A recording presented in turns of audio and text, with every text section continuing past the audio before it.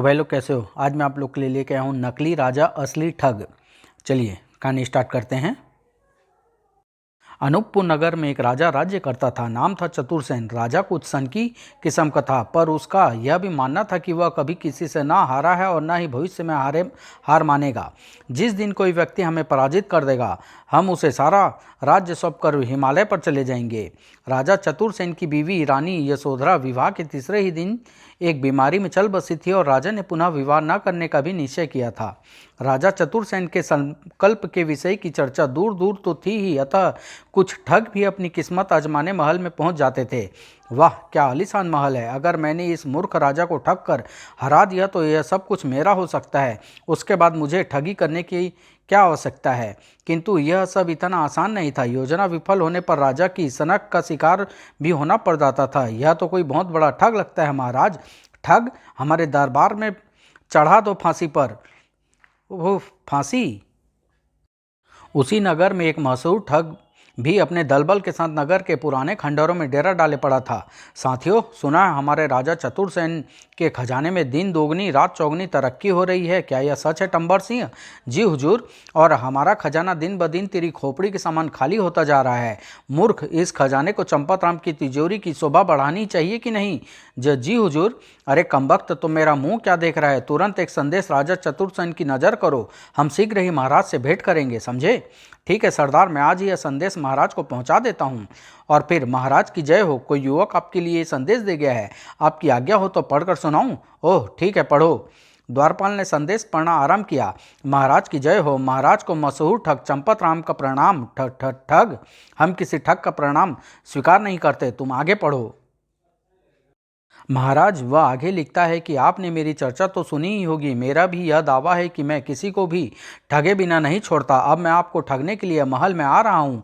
आने वाली किसी भी क्षण आप ठगने और राजकाज मुझे सौंपने के लिए तैयार रहें। मशहूर ठग चंपतराम। यह सुनते ही राजा चतुरसेन की भुरुकुटियाँ तन गई। क्या उस ठग की ये जरूरत? चेतावनी देकर ठगने आ रहा है? हम भी उसको वो गद बनाएंगे कि वह 7 जन्मों तक भी ठगी के नाम से तौबा करेगा। सैनिकों, आज्ञा कीजिए महाराज। महल के चप्पे चप्पे पर सैनिकों को तैनात कर दो। कोई परिंदा भी हमारी आज्ञा के बिना महल के भीतर न मार सके। राजा ने विशेष रूप से सेनापति दुलती चंद को इस कार्य के लिए हिदायतें दी। सेनापति, वह ठग कहीं भी दिखाई पड़े तो उसे पकड़कर फौरन हमारे सामने पेश करो। जो आज्ञा महाराज। लेकिन गुस्ताखी माफ हो महाराज, बिना प्रमाण के हम उस पर हाथ कैसे डाल सकते हैं? राज प्रतिष्ठा का प्रश्न है महाराज। सबूत भी हमारे पास है सेनापति। यह देखो। हे, इसमें उस ठग ने स्वयं कबूल किया है कि वह हमें ठगने आ रहा है। तुम स्वयं अपनी आंखों से देख लो। मगर महाराज, यह तो कोरा कागज है, इस पर तो कुछ भी नहीं लिखा है।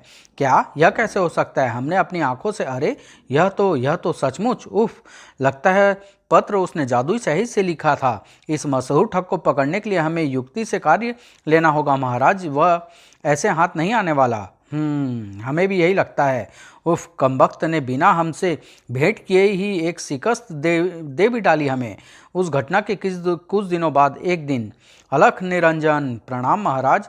तभी उनमें से एक सन्यासी क्रोधित होता हुआ बोला, मूर्ख, समय बर्बाद मत कर। जा अपने राजा को हमारे आगमन की सूचना दे, अन्यथा श्री श्री तीरथ सिंह जी महाराज तुझे भस्म कर डालेंगे। जी महाराज।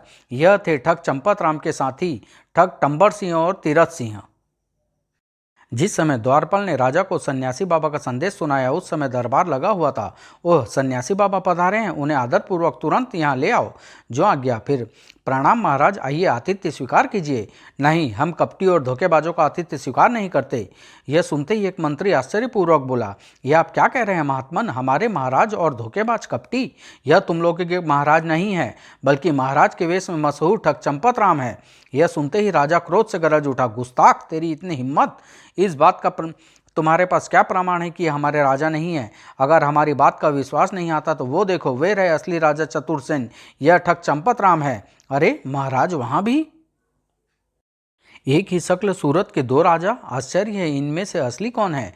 वही जो अभी दरबार में पधारे हैं। उफ, यह कैसी गुत्थी है! यह तो मेरी ही शक्ल सूरत का है। राज दरबार में प्रवेश करते ही नकली राजा असली ठग चंपतराम क्रोध से भरा तुरंत गरज उठा, गिरफ्तार कर लो इसे और डाल दो काल कोठरी में। यह मशहूर ठग चंपतराम है जो धोखे से तुम्हारा राजा बन बैठा है। तुम्हारे राजा हम हैं क्या? लेकिन यह तमाशा देखकर सभी हतप्रभ हो उठे थे, अतः कोई भी सैनिक अपनी जगह से हिला तक नहीं। यह देखकर नकली राजा चंपतराम तुरंत पुनः गरज उठा, उफ, ये क्या हो गया? तुम सबको अपने राजा को नहीं पहचानते?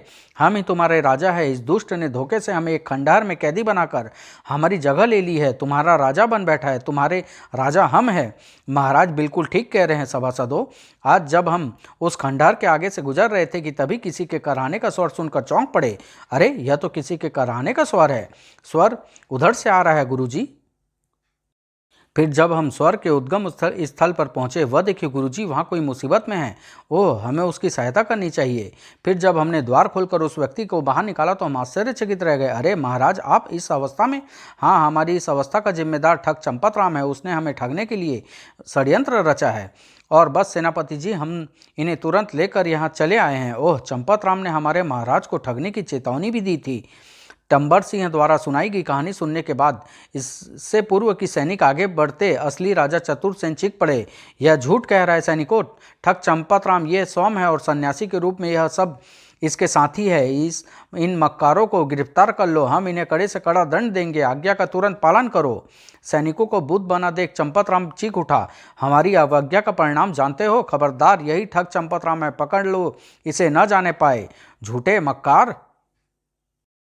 सैनिक पसोपेश में पड़े राजा चतुरसेन की ओर बढ़ ही रहे थे कि दुलती चंद गरज उठा, ठहरो, अभी फैसला हो जाता है कि कौन असली है और कौन नकली। सैनिक मुच्छर सिंह, इनमें से एक ठग है और जो ठग है वह अवश्य ही नकली दाढ़ी मूछे लगाए होगा। तुम दोनों महाराजों की दाढ़ी मूछी खींच खींच कर देखो। इनमें से जो भी झूठा व मक्कार होगा उसकी दाढ़ी मूछ अवश्य ही तुम्हारे हाथों की शोभा बढ़ाएगी। शाबाश मुच्छर सिंह, पहले हमारे पुराने महाराज से ही आरंभ करो। हे भगवान, यह दिन भी देखना लिखा था भाग्य में। फिर मुच्छर सिंह ने जैसे ही राजा चतुरसेन की मूछें खींची, आह, मार डाला रे। बाप रे, यह तो बिल्कुल असली मूछें हैं। इसी प्रकार दाढ़ी भी असली निकली। हाय, अरे कमबख्तों, हम भी तुम्हारे असली राजा हैं। हमारी दाढ़ी में तिनका नहीं है। आह, ओह, बाप रे बाप, यह भी असली है। अब मेरी खैर नहीं। मुच्छर सिंह अब दूसरी तरफ बढ़ा। यह सुनते ही चंपतराम चिल्ला उठा, क्या हमारी इतनी बेइज्जती, वो भी इस ठग के सामने? हाय हाय भगवान, तूने हमें हमारी रानी यशोधरा के साथ क्यों न उठा लिया? मुच्छर सिंह ने चंपतराम की भी मूछें और दाढ़ी ऐंठ कर देखी। उफ, हाय, यह दिन भी किस्मत में देखना लिखा था रे। आए, यह भी असली? हुजूर, दाढ़ी मूछें तो हमारे दोनों महाराजाओं की असली ही है। ओह, यह तो फिर गंभीर समस्या हो गई। सेनापति को चिंता मग्न देख सहसा टंबर सिंह बोल उठा, आप बिल्कुल फिक्र मत करें सेनापति जी। कल प्रातः ही मैं दूध का दूध और पानी का पानी कर दूंगा। कल तक इन्हें शाही कैद में रखिए, क्योंकि इनमें से एक हमारे महाराजा है और उन्हें कोई कष्ट नहीं होना चाहिए ना। आप ठीक कहते हैं। दोनों राजाओं को तुरंत बंदी बना लिया गया। हम फिर कहते हैं सेनापति कि हम ही असली राजा हैं। हम फिर कहते हैं सेनापति कि यह झूठा मक्कार और फरेबी है, ठग चंपतराम है। हम असली राजा हैं। अब कल ही इस बात का फैसला होगा, तब तक के लिए मुझे क्षमा करें। इस प्रकार दोनों को शाही कैद खाने में डाल दिया गया। क्षमा करें महाराजाओं, आप में से जब तक हमारे असली राजा का पता नहीं चल जाता, आप दोनों ही शाही कैद में रहेंगे। और फिर दो सैनिकों को पहरे पर तैनात करके सेनापति रहस्यमय स्वर में धीरे से बोला, सुनो, बड़ी होशियारी से पहरा देना और अपने दोनों महाराजाओं की बातें सुनने की चेष्टा करना। अगर कोई खतरे वाली बात हो तुरंत मुझे सूचित करना। जी आज्ञा। उसी रात महल के एक कक्ष के भीतर, शाबाश रुस्तम, तुमने राजा चतुरसेन के विषय में बहुत सी जानकारियां हमें देकर हमारी बहुत मदद की है। यह रहा तुम्हारा इनाम, और हमारे सरदार के राजा बनते ही तुम्हारा महामंत्री का पद पक्का। धन्यवाद ठग जी, किंतु इसमें मैंने कुछ नहीं किया। यह तो मेरी माँ की करामात है, जिसने दाई माँ के रूप में हमारे राजा को बचपन से पाला था, जो कि अब इस दुनिया में नहीं है। वह भी मुझे मुख्यमंत्री के पद पर आसीन देखना चाहती थी। अगर मैं महामंत्री बन गया तो उनकी आत्मा को अवश्य शांति पहुंचेगी। उधर शाही कैद खाने में, हम जानते हैं दुष्ट कि तू ही मशहूर ठग चंपतराम है। अपनी हकीकत हम पर स्वयं ही जाहिर कर दे मूर्ख, वरना तुझे फांसी के फंदे से कोई नहीं बचा सकेगा। जी तो चाहता है मक्कार आदमी कि हम तेरा गला इसी वक्त दबा दे, किंतु राजा के फर्ज व धर्म से मजबूर हैं। जब तक दुनिया की निगाहों में हम ही असली राजा सिद्ध नहीं हो जाते, तब तक हम तुझे मार भी तो नहीं सकते। उफ, हे भगवान, यह तूने हमें किस मुसीबत में फंसा दिया। मुसीबत में तो हम फंसे हैं दुष्ट ठग चंपतराम, लेकिन सांच को आँच नहीं, तेरी पोल कल प्रातः ही खुल जाएगी। हम ठग चंपतराम नहीं है, नहीं तो क्या राजा चतुरसेन हो? राजा हम हैं, हम चतुरसेन, तुम ठग चंपतराम हो। नहीं नहीं नहीं नहीं, चंपतराम तुम हो मक्कार। तुम हो चंपत राम, हम राजा चतुरसेन हैं। नहीं, तुम चतुरसेन हो, हम चंपत राम हैं। हे, यही तो हम भी कह रहे हैं कि हम ही राजा चतुरसेन हैं। आखिर सच तुम्हारी जुबान पर आ ही गया। सैनिकों, उफ! दूसरे ही क्षण असली राजा चतुरसेन क्रोध से भरे तलवार म्यान से बाहर निकालकर चीख पड़े, दुष्ट पाजी, हम अभी तेरा किस्सा ही समाप्त किए देते हैं। क्या? फिर क्या था? चंपत राम ने भी तुरंत तलवार खींच ली और अच्छा खासा खूबसूरत कक्ष युद्ध के मैदान बनने के लिए तैयार हो गया। तो हम कौन से तेरे किस्से का डंका बजने देंगे। आ जाओ मैदान में, अभी देख लेते हैं किसमें कितने पानी, कौन कितने पानी में है। चंपत राम ने तुरंत पैंतरा बदल कर वार कर दिया। साएं, आह! इस बार वार राजा चतुरसेन ने किया। खन्न, हम तेरा बाजा बजा देंगे, दुष्ट, राजा नहीं बनने देंगे। उफ, वार शक्तिशाली है। चंपत राम ने वार करने में फुर्ती दिखानी चाहिए, मगर ओह, बच गया, बाल बल बचा। राजा चतुरसेन की फुर्ती भी देखने के काबिल थी। खन, उफ! भीतर से आती भीषण युद्ध की आवाजें सुनकर दोनों पहरेदारों ने चौंक कर भीतर झांका। हे भगवान, यहाँ तो भयंकर मारकाट मची हुई है। सेनापति जी को सूचित करना होगा। उस युद्ध के पश्चात सेनापति ने दोनों को अलग अलग कैद खानों में कैद कर दिया। खबरदार, जो अब हंगामा मचाने की चेष्टा की तो खाल उतरवा लूंगा। वाह! क्या कहा? तुम्हारी इतनी जुर्रत सेनापति, हम तुम्हारी गर्दन धड़ से अलग करवा देंगे। मेरा मतलब था महाराज कि जब तक दूध का दूध पानी का पानी नहीं हो जाता, आपको ऐसी वैसी हरकतें बिल्कुल शोभा नहीं देती। राज प्रतिष्ठा का प्रश्न है मेरे महाराजाओं।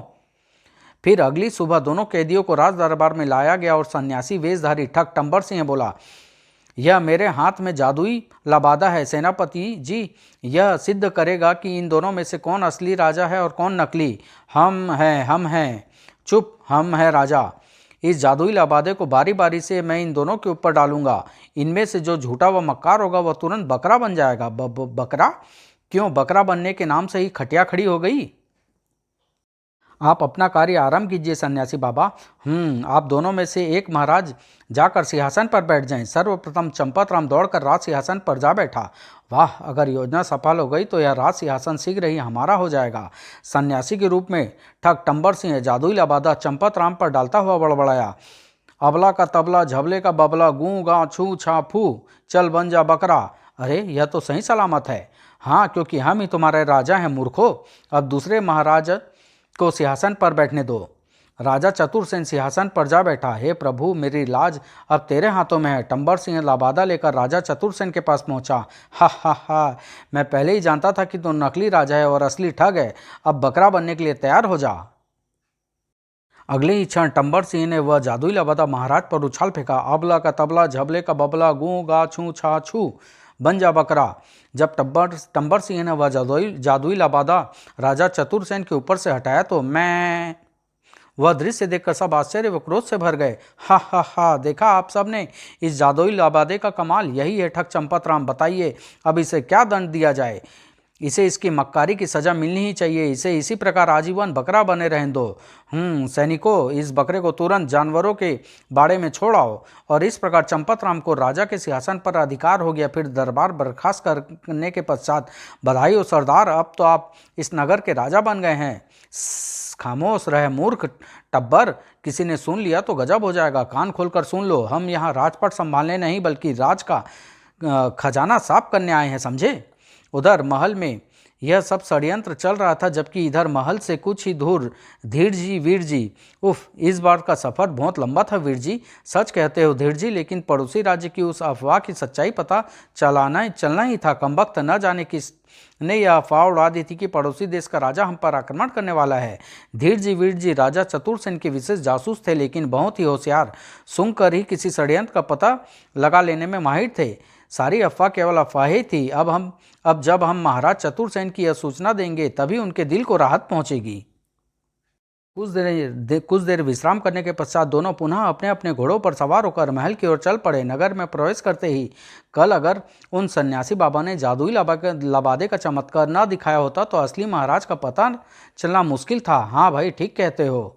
अब कमबख्त वह ठग चंपत राम बकरा बना सारी उम्र घास ही खाता रहेगा। हा। यह सब बातें सुनते सुनते धीर जी, वीर जी की जासूसी नाक बुरी तरह से भड़क उठी और मुझे महल से किसी षड्यंत्र की बू आ रही है वीर जी। गड़बड़ तो मुझे भी लग रहा है, किंतु महाराज से मिलने के पश्चात ही कुछ तय करेंगे। इस समय वे विश्राम कक्ष में होंगे, हम वहीं चलते हैं। लेकिन जब वे विश्राम कक्ष में पहुंचे तो वहां किसी को न पाकर दोनों हतप्रभ हो उठे। सुनो भाई, यह महाराज इस समय कहाँ हैं? रंगशाला में। अरे रंगशाला में? वह तो महाराज के विश्राम का समय है। हाँ, और यह क्रम पहले कभी नहीं टूटा। दोनों तुरंत रंगशाला पहुंचे। उस समय वहां नृत्य लीला चल रही थी। वाह वाह, अद्भुत, सुंदर, अति सुंदर, वाह वाह। उसी समय दोनों ने वहां प्रवेश किया। महाराज को हमारा प्रणाम। कौन है यह गुस्ताख जिसने हमारे मनोरंजन में विघ्न उत्पन्न किया? हमें महाराज, धीर जी, वीर जी। कौन धीर जी, वीर जी? ओह अच्छा अच्छा, कहो क्या काम है इस वक्त? आश्चर्य, सन्यासी होकर रंगशाला में नृत्य का आनंद लूटा जा रहा है। दूसरा आश्चर्य, महाराज तो जानते हैं कि हम किस कार्य से नगर के बाहर गए थे। उन्हें तो अब हमें देखते ही पड़ोसी देश की गतिविधियों के विषय में पूछना चाहिए था। दूसरे ही पल वीर जी ने बात बदलते हुए कहा, महाराज, आपने जो हमें 100 गधों के सींग नापने का कार्य सौंपा था, हमने पूरा कर लिया। 100 गधों के सींग नापने का कार्य हमने तुम्हें सौंपा था? कब? 100 गधों के सींग? आश्चर्य महाराज, आपकी याददाश्त इतनी कमजोर कब से हो गई? वो मैं आए, यह क्या घपला है? ये दोनों कान खजूरे क्या बक बक कर रहे हैं? क्या राजा ऐसे सनकी कार्य भी करवाता रहता है? पर मुझे तो इस विषय में कुछ नहीं पता। अब क्या करूं, इनकी हाँ में हाँ मिलानी होगी वरना पोल खुल जाएगी। अगले ही क्षण चंपतराम खिसियानी हंसी हंसता हुआ बोला, ओह ही, हम तो भूल ही गए थे, हम भी कितने भुलक्कड़ हो गए हैं। है हाँ तो वीर जी, धीर जी, भला नाप कितना निकला 100 गधों के सींगों का? शीघ्र ही मालूम पड़ जाएगा महाराज, पहले जरा हम हिसाब किताब तो जोड़ लें। ठीक है, हिसाब किताब लगाकर हमें शीघ्र बताओ, अब तुम जा सकते हो। चलो, बला टली। दोनों तुरंत रंगशाला से बाहर निकल गए। लेकिन बला अभी टली कहाँ थी? यह हमारे महाराज नहीं है धीर जी, बल्कि उनके वेश में अवश्य ही यह वह ठग चंपतराम है। अगर ऐसा है तो फिर यह बकरे का क्या किस्सा है? हमारे महाराज क्या वास्तव में बकरा बन गए हैं? नहीं धीर जी, इसमें अवश्य कोई रहस्य है और हमें उस रहस्य की तह में जाना होगा। लेकिन उससे पहले हमें महाराज का पता लगाना होगा। उसके प्राण अवश्य संकट में है। न जाने इस जालिमों ने उन्हें कहाँ कैद कर रखा होगा। क्यों न हम राज सिंहासन से ही अपनी खोज आरंभ करें। यह निश्चय कर दोनों राज सिंहासन के पास पहुंचे। इसी पर बैठे बैठे महाराज उस जादुई लबादे के कारण बकरा बन गए थे। हाँ, लेकिन यह प्रत्यक्ष दर्शियों का कहना है, हमारा नहीं। किंतु काफ़ी समय तक राज सिंहासन का निरीक्षण करने के पश्चात भी उन्हें कुछ न सूझा। मुझे तो यहाँ पर कोई रहस्य दिखाई नहीं दे रहा। आश्चर्य तो इसी बात का है। इधर टंबर सिंह, जो काफ़ी देर से उन पर नज़र रखे हुए था, ओह, तो यह महाराज की हकीकत जानने की चेष्टा कर रहे हैं। सरदार को सूचित करूं। उसने चंपतराम को धीर जी, वीर जी की सारी कार्य प्रणाली के विषय में बताया। ओह, इसका मतलब अब हमें शीघ्र ही खजाने तक पहुंचकर उसे हासिल करना होगा। मेरी भी यही राय है महाराज। उसी रात, अरे यह रुस्तम इस प्रकार चोरी छिपे कहाँ जा रहा है? और इसके हाथ में जो थाल ढका हुआ है उसमें क्या है? मैं अभी मालूम करता हूँ। नहीं धीर जी, ठहरो, वह जो कुछ कर रहा है उसे करने दो, चुपचाप देखते जाओ। सिंहासन के निकट पहुँचते ही रुस्तम ने इधर उधर देखा। अपने आसपास किसी को ना पाकर उसने सिंहासन के ऊपर लगे चक्र को घुमा दिया और रुस्तम नीचे दिखाई दे रही सीढ़ियों पर उतरने लगा। ओह, तो यह है किस्सा। राज सिंहासन के नीचे कोई गुप्त द्वार है और आश्चर्य है कि हमें भी यह रहस्य नहीं मालूम। रुस्तम के नीचे जाते ही राज सिंहासन की गद्दी यथा स्थान आ गई। मुझे पहले ही दिन इस सिंहासन में कोई भेद नजर आने लगा था। जरूर महाराज को इसी रास्ते से गायब किया गया है। और यह क्या है? यह फल मैंने रुस्तम के थाल में से गिरते देखा था। इसका मतलब थाल में खाद्य पदार्थ थे और रुस्तम उन्हें लेकर नीचे गया है। अब हमें भी उसके पीछे इस गुप्त द्वार में प्रवेश करना होगा। फिर वीर जी के चक्र घुमाते ही गुप्त द्वार दृष्टिगोचर होने लगा और दोनों सीढ़ियों से नीचे उतरने लगे। अचानक फर्श पर देखता हुआ धीर जी चौंक कर बोला, यह देखो वीर जी, बकरे की मैंगनी। ओह हाँ, यह बकरा पहले से ही ला कर रखा गया था। फिर दोनों सुरंग में आगे बढ़ने लगे। यह सुरंग न जाने कहाँ पहुँचेगी, अभी पता चल जाएगा। कुछ दूर चलने के पश्चात दोनों ठिठक कर रुक गए। लीजिए महाराज, यह कुछ आहार ले लीजिए। आखिर कब तक आप भूखे प्यासे पड़े रहेंगे? नहीं नहीं, ले जाओ इसे, हमें कुछ नहीं चाहिए। ओह, यह तो महाराज की आवाज़ है। उस गुप्त कक्ष में महाराज ही कैद हैं। फल एकत्र करने के बाद जैसी आपकी इच्छा महाराज, मैं तो चलता हूँ। हे भगवान, यह तूने मुझे किस मुसीबत में फंसा दिया। भूख से मेरा दम निकला जा रहा है और यह कमबख्त फल वापस लिए जा रहा है। अब मैं इसे वापस भी तो नहीं बुला सकता। हाय। उधर जैसे ही रुस्तम सुरंग के मोड़ पर पहुंचा, आ जाओ रुस्तम प्यारे, हम तुम्हारा इंतजार कर रहे थे। ओह अरे, छनाक, यह आवाज़ कैसी थी? शायद रुस्तम के हाथ से थाल फिर गिर गया है, चलो देखते हैं। दोनों पहरेदार जैसे ही मोड़ पर पहुंचे, आओ आओ तुम भी आ जाओ ध्रुव ठगो, अरे खतरा। लेकिन इससे पूर्व कि दोनों ठग कुछ कर पाते, उनकी तलवार छीनकर धीरजी वीरजी ने उन्हें तुरंत कई पटकनियां दे डाली। ओह मेरी हड्डियां, मर गया मैं तो, हाय मरा। मार से दोनों बेहोश हो गए। उन दोनों के बेहोश शरीर वहीं छोड़कर दोनों जासूस महाराज के कक्ष की ओर भागे। धीरजी वीरजी ने द्वार खोलकर महाराज को बाहर निकाला। ओह धीरजी वीरजी, तुम्हें तो हम भुला ही बैठे थे, लेकिन हम अपना फर्ज अच्छी तरह याद है महाराज। लेकिन महाराज, बातें बाद में भी होती रहेगी, पहले हमें इस सुरंग से निकलना चाहिए। चलो हम इसी समय चलकर उस मक्कार चंपतराम की गर्दन धड़ से अलग कर देना चाहते हैं। नहीं महाराज, सुबह होने को है, इस समय हमारा राज सिंहासन वाले मार्ग से निकलना उचित ना होगा। अगर चंपतराम की किसी आदमी ने हमें उस मार्ग से निकलते देख लिया तो कहीं ऐसा न हो कि पंछी उड़ जाए और हम हाथ मलते रह जाएं। कारागार से बाहर आने पर इस सुरंग से निकलने का कोई अन्य मार्ग भी होगा महाराज? हाँ, यह सुरंग सुंदर वन में जाकर खुलता है, तब हम इसी रास्ते से बाहर निकलेंगे। फिर तीनों बेहोश व्यक्तियों को कक्ष में कैद करके वे सुरंग के रास्ते सुंदर वन की ओर चल पड़े, जबकि इधर ठग चंपतराम। योजना बन चुकी है साथियों, सुनो। कक्ष के बाहर पहरेदारों के रूप में हमारे 4 साथी मौजूद हैं। तीरथ सिंह, इस कक्ष से बाहर निकलकर तुम टिम्बर सिंह की मृत्यु का ऐलान कर दोगे, और ध्यान रहे अर्थी को कंधा बाहर खड़े पहरेदार या तुम ही दोगे, समझ गए? जी हाँ, अब जल्दी ही बाहर जाओ, तब तक हम खजाने में से बेशकीमती चीज़ें इस कक्ष में पहुंचाने का इंतजाम करते हैं। और टंबर सिंह, तुम भी मरने की तैयारी कर लो, कुछ ही देर बाद तुम्हें मरना है। जो हुक्म महाराज। और फिर कुछ ही देर में योजना के मुताबिक ठग टंबर सिंह की मृत्यु का समाचार पूरे महल में फैल गया। क्या सन्यासी बाबा नहीं रहे?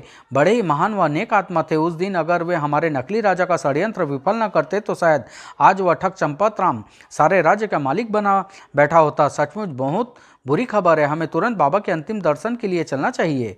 योजना के मुताबिक राजा बना चंपतराम दुख में डूबा बैठा था। दरबारियों के वहां पहुंचते ही वह बोला, बाबा नहीं रहे, अब उनका अंतिम संस्कार उनकी अंतिम इच्छा अनुसार उनकी जंगल वाली कुटिया में किया जाएगा, और 100 यात्रा में हम सहित केवल 4 और व्यक्ति शामिल होंगे। तभी एक पहरेदार ठग ने आकर बताया, महाराज अर्थी का सारा सामान महल में आ चुका है, अब आगे का क्या आदेश है?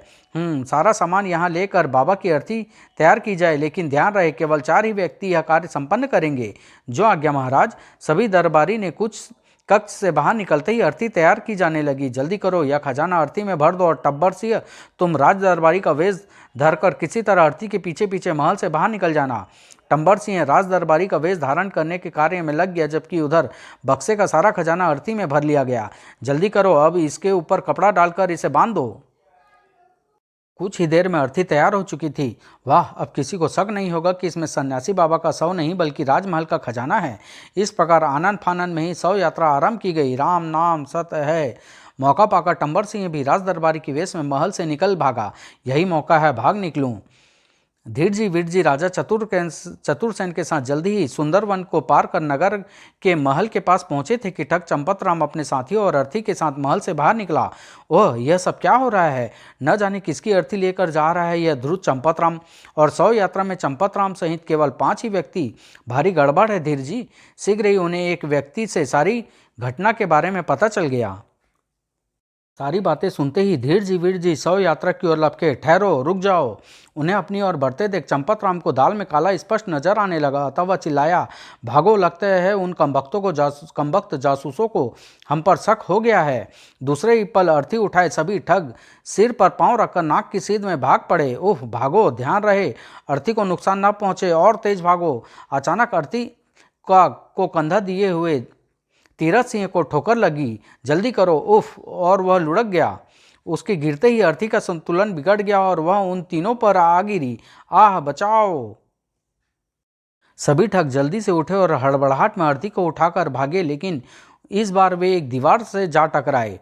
तभी धीरजी वीरजी भी वहां आ पहुंचे। ओह, तो यह है अर्थी का रहस्य। सन्यासी बाबा की मृत्यु की सूचना झूठी थी। राज खजाना लूटने की साजिश।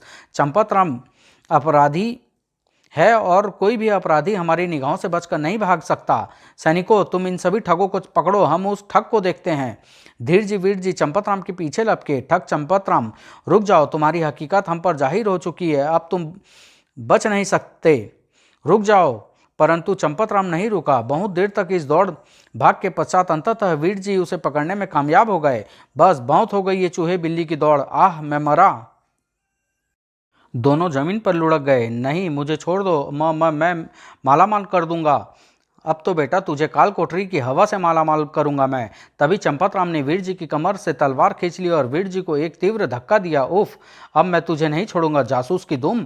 तभी धीर जी भी वहां आ पहुंचा और वीर जी यह लो। ओह, तलवार हाथ में आते ही चंपतराम और धीर जी आपस में भिड़ गए। खनाक। धीर जी ने फुर्ती के साथ पैतरा बदल कर वार कर दिया। वीर जी के एक के बाद एक किए गए शक्तिशाली प्रहारों को चंपतराम सह न सका और शीघ्र ही धाराशायी हो गया। आह, तब तक राजा चतुरसेन भी वहां पहुंच चुके थे। सैनिकों, चंपतराम को हिरासत में ले लो और कल इसे इसके असली वेश के साथ राज दरबार में पेश करो।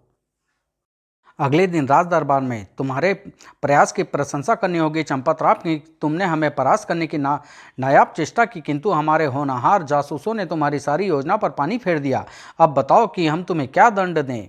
यह सुनकर चंपतराम बोला, राज खजाना लूट कर मैं आपको शिकस्त देना चाहता था ताकि आप अपने वायदे के अनुसार आप अपना राज सिंहासन मुझे सौंप दे। अब आप जो दंड देंगे वह मुझे स्वीकार होगा। चंपतराम को 6 माह का कड़ा दंड दिया गया और राजा ने भी अपनी शर्त वापस ले ली ताकि अब कोई दूसरा उसे शिकस्त देने के चक्कर में चंपतराम न बन बैठे। चंपतराम को जब सैनिकों ले गए तो राजा ने तीरथ सिंह व टिम्बर सिंह से पूछा, हाँ तो तीरथ सिंह, अब तुम जादुई लबादे का रहस्य तो